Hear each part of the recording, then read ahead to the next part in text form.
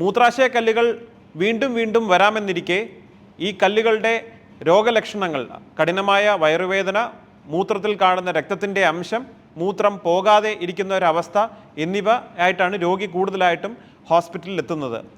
ഏതൊരു അവസ്ഥയിലാണ് ഇത് വളരെ ബുദ്ധിമുട്ടാകുന്നത്? രണ്ട് സൈഡിലും, രണ്ട് കിഡ്നിയിലും അല്ലെങ്കിൽ രണ്ട് കിഡ്നിയിൽ നിന്ന് മൂത്രം കൊണ്ടുപോകുന്ന ട്യൂബിലും കല്ലുകൾ ഉണ്ടാകുമ്പോഴാണ് ഈ പറയുന്ന ഇതിന് വളരെ ഇമ്പോർട്ടൻസ് വരുന്നത്. കാരണം കിഡ്നി ഫങ്ഷൻ അതിനെ ബാധിക്കാനായിട്ട് തുടങ്ങും.